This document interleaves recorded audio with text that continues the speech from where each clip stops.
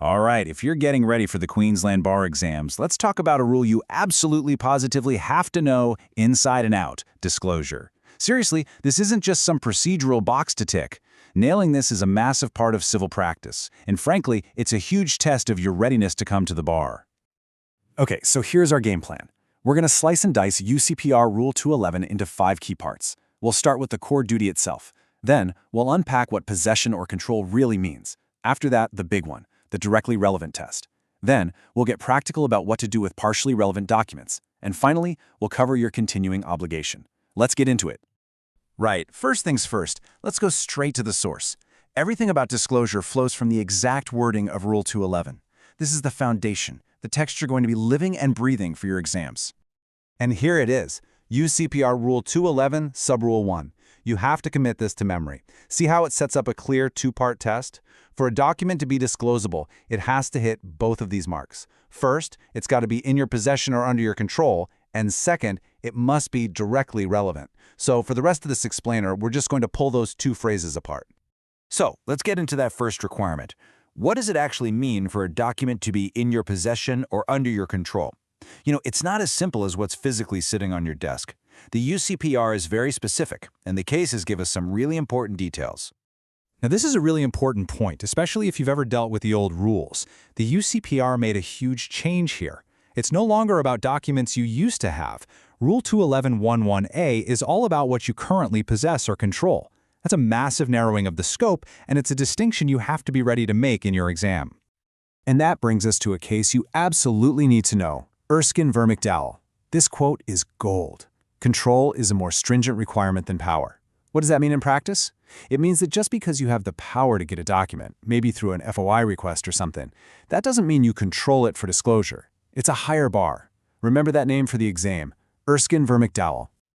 So let's get even more specific. Possession is the easy one. That's just actual physical holding. Control is where it gets interesting. The test, coming from Taylor v. Santos Limited, is whether you have an enforceable right or an immediate ability to inspect that document. And notice what it doesn't include. It doesn't stretch to documents that are owned by your agents. That's from McWeldrath-Machiarn. And of course, the big ethical warning from the famous McCabe v. British American Tobacco case. You cannot ever try to get out of disclosure by destroying documents. Okay, we've got the first part of the test down. Now for the second part, and honestly, this is the one that gets argued about the most. What in the world does directly relevant actually mean? This is where cases are won and lost. To really get this, you have to understand the history. For ages, Australian courts used this super wide test from the Old English case, Peruvian guano. It was called the train of inquiry test, but the UCPR basically slammed the door on that. They wanted to stop these massive, expensive fishing expeditions and brought in a much tighter, more focused standard. And the case you have to cite for this massive shift is Mercantile Mutual. Justice Pincus couldn't have been clearer.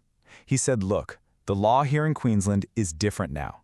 That old Peruvian guano train of inquiry stuff, it's not enough anymore. So for your exam, when you talk about this, you say, as Pincus J.A. held in Mercantile Mutual. That's your authority. So what's the test now? Well, the magic words are tends to prove or disprove. That's it. It has to tend to prove or disprove an allegation that's actually an issue on the pleadings. The key cases to have in your back pocket here are Robson versus REB Engineering and Queensland Local Government Superannuation Board v. Allen. And remember, the document doesn't have to be the smoking gun. It just has to tend to help prove or disprove something. That's the standard. All right, let's get into a really common, practical problem. What do you do when you have a document, say a long email chain or a report, where some of it is relevant, but a lot of it is just not? Can you just get out the black marker? Well, hold on a second. It's not quite that simple. The court in Telstra Corporation Limited gave us a really helpful 3-part test you have to apply before you start redacting anything. You have to ask yourself these 3 questions. 1. Does the irrelevant bit actually help understand why the document as a whole is discoverable? 2. If I black this out, is it going to make the relevant parts confusing or hard to understand? And 3. Are there really significant privacy or confidentiality reasons to protect this specific information? You got to think through all 3. And always, always remember this quote from Akila Call. The burden of proof, the onus, is on you if you want to redact. The starting point, the default position, is that the other side gets to see the whole document. If you want to cover parts up, you have to be the one to convince the court why you should be allowed to. Last but not least, let's talk about timing. Because disclosure isn't a job you do once and then forget about. Not at all. It's a responsibility that sticks with you. And this brings us right back to UCPR Rule 211, but this time Sub-Rule 2. It's so simple and so important. The duty of disclosure continues until the proceeding is decided. It's not a one-and-done thing. It is a vital professional duty that lasts for the entire life of the case, right up until that final judgment is handed down. So, what if you're halfway through a case and a new, crucial document lands in your lap? How long do you have? Well, Rule 214 2D is crystal clear on this. You've got 7 days. That's it. Just 7 days from when that document comes into your possession or control to get it to the other side. And that really brings us to the final point, doesn't it?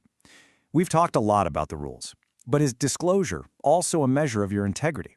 Because at the end of the day, mastering Rule 211 isn't just about passing an exam or knowing legal mechanics. It's about showing you understand the very foundation of our profession, a commitment to fairness, to transparency, and ultimately to the proper administration of justice.